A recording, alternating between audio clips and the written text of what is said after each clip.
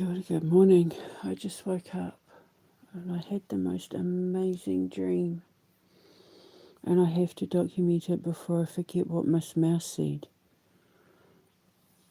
I had a dream, it's like I was inside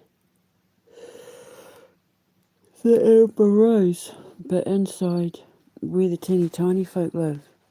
Because obviously all the insects and everything in the Earth Kingdom, they're all where the teeny tiny folk live, which is another story of mine that I wrote during lockdown. And it was supposed to be a metaphor for all the people who were undervalued and underappreciated for everything they'd been doing during lockdown, because everybody was praising these fake nurses and fake doctors for all their, oh my God, their struggles, and because now we know it was all a lie. But at the time, it was like, but what about the people who worked in the supermarkets, and what about the garbage collectors, and what about the distribution truck drivers and that? Like, nobody's thinking about them because they're too small to be appreciated. No one was appreciating the little guy, the backbone of the countries, who were making sure that we had food and that the shelves were stocked and all of that. So I called them the teeny tiny folk.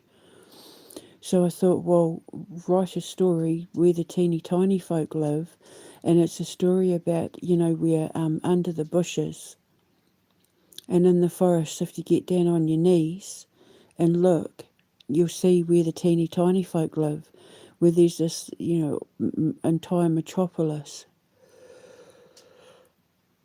for the insects. And so I'd written this whole thing about the life and times of the teeny tiny folk, and they end up going to Brehenna for help because their forests and that are getting chopped down, their farms are getting chopped down, as part of the whole Jeb the Goblin King, with little help from my friends, kind of saga. Sort of like a carry on from that. They didn't know what to do, so they go to Brehenna for help. They go on a big adventure, Honey, I Shrunk the Kid style, to go to, not Brehenna, sorry, oh God, because I rewrote it. Sam Kelly from Bewitched, they go to her for help to, we don't know what to do. We're going to lose our homes and blah, blah, blah. And she's like, it's okay, you're going to be fine. Because someone had been buying up the farmlands and all of that, and we're going to chop everything down, and they were worried. And so she's like, it's okay, it's going to be fine. So in my dream, all I can remember was she was on her hands and knees talking to the acorn people. And Miss Mouse. And Miss Mouse is Penelope Mouse. And she's like a gypsy mouse. And she has a tea shop and a teapot in the garden. And she does readings in the teapot, in her brew house, and in real life. At the foundation, I want to call my tea house, brew house, Miss Mouse's brew house.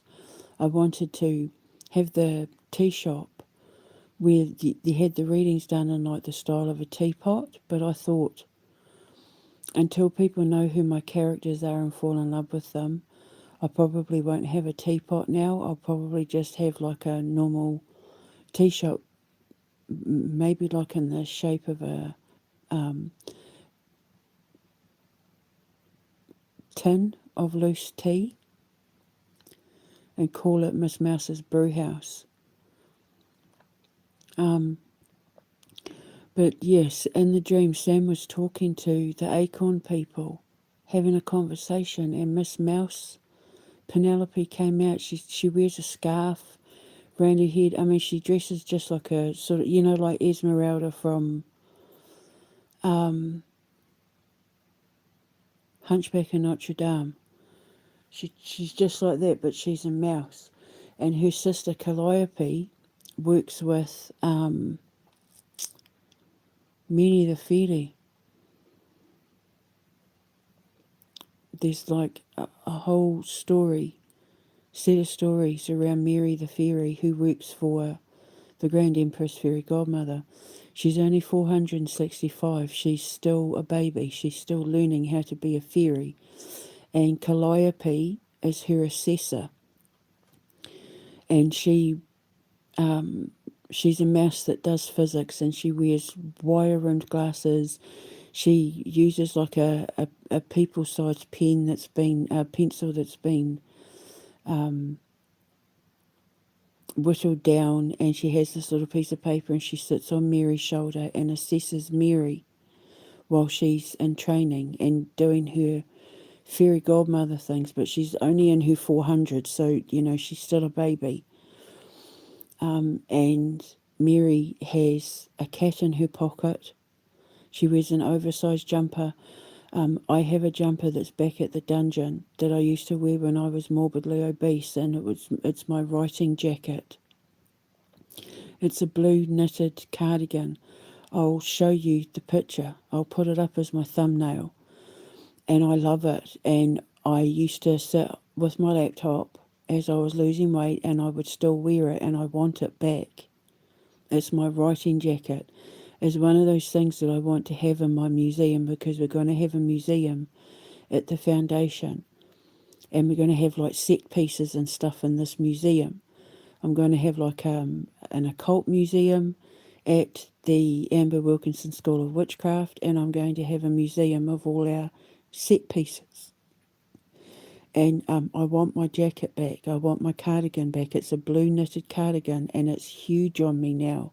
It'd be even bigger on me now, because I've lost even more weight since I got locked up. But Mary wears this cardigan.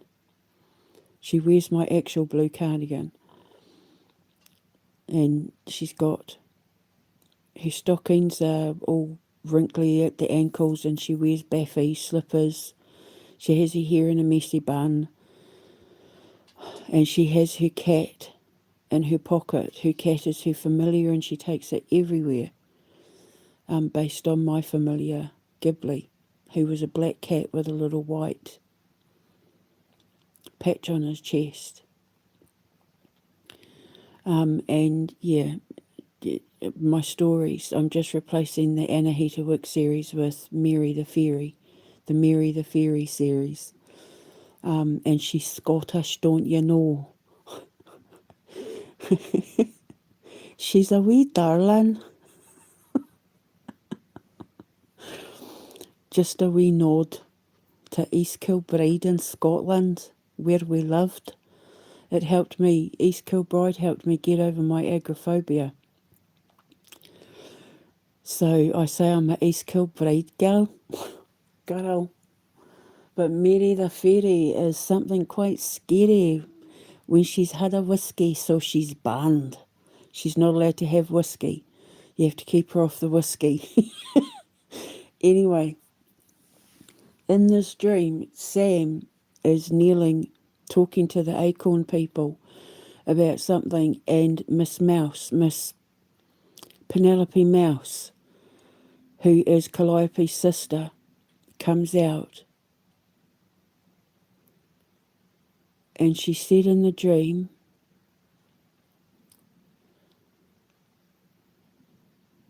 look here. She had a crystal ball in her hand. Miss Mouse had this teeny tiny little crystal ball in her hand. She said, look here, look here. What you seek is near. Everything will be okay. There's nothing there to fear. As she was holding up her crystal ball. And the thing is that Miss Mouse is a nickname for me. I recently started being called Miss Mouse by someone who means a lot to me. A lot. And he started calling me Miss Mouse. Look, and she's like, look here. What you seek is near. Everything will be okay. There's nothing there to fear. In her squeaky little mouse voice. But the thing is that because Where the Teeny Tiny Folk Live is going to be a TV show. I can turn it into a movie if I want, but it's going to be like Wind in the Willows. It's going to be made just like how Wind in the Willows was made back in the day, with little stop motion animated characters in a whole world. But they'll go on adventures every week. Every week something will happen. Think Postman Pat special delivery service. What was the one about his cat? About Jess. Remember, Jess had his own TV series as well. I just can't remember the name of the show. But every week, Where the Teeny Tiny Folk Live will have adventures. But all the animals in it will be knitted characters. They'll be knitted. They'll be, they'll have they'll live in like a people world in their metropolis under the bushes and under, inside the trees and under the trees and all of that, where people don't tend to look, and all the insects and animals and that will be knitted. But everything else will be just like Wind in the Willows. And so Miss Mouse was knitted, which means when we do our toy range for our, because we're going to have like a wee toy shop to sell all our products, and that we'll have like knitted Miss Mouse and, knitted Where the Teeny Tiny Folk Are. So Mr. Caterpillar, Mr. Walker, his name is, he's a shoe salesman, and he goes door to door selling shoes, and all his products are on a different foot. And we've got Miss Ladybug, who is the school bus, and the ants are all like the road workers, and they work for the council, and so like there's like this whole thing, and all the characters are going to be knitted. But look here, what you seek is near. Everything will be okay. There's nothing there to fear. And I know what she means. I know what she's saying. Look in the crystal ball. You're going to get justice. You can see you're going to get justice. Everything will be okay. There's nothing there to fear. There's nothing in Switzerland to fear. Don't fear it. I'm not afraid, but I know what she's talking about. So, the nickname Miss Mouse is a nickname. It's a pet name that I hold very dear to my heart. You can call me sweetheart and baby, and I love it. But calling me Miss Mouse is special because it means that they were paying attention. So, so Sam was like this animated hand. I don't even know how we would do it. She wasn't knitted. She was like a cartoon. Like she was animated in a stop motion Wind in the Willows style world, but where all the insects and animals and that were knitted, except the acorn folk. The acorn folk were made from acorns and sticks. So whoever helps me produce that TV show is going to have to be very creative and very clever. I know that I have to employ a lot of people that know how to knit. But then we can sell the knitted plushies. And it's great for the sheep shearers because we'll need to buy a lot of wool. And I really want to, I want to invest heavily in my farmers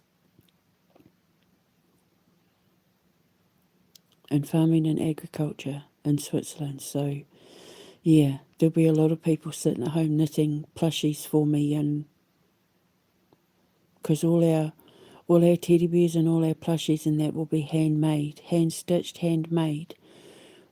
We will not be making anything. No offense to China, but our plushies won't be coming from China. I'm going to. Our toys might be a little bit more expensive, but they'll be homegrown, home handmade. Like, yeah, my sons and I spend a lot of time discussing our toy shop, our merchandise range, who's going to make them, how they're going to be made, what they're going to look like, and I want them to be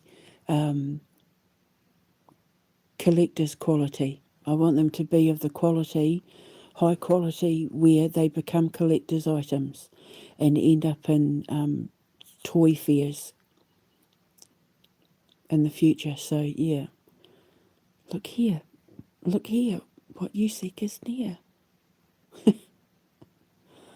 Everything will be okay. There's nothing there to fear.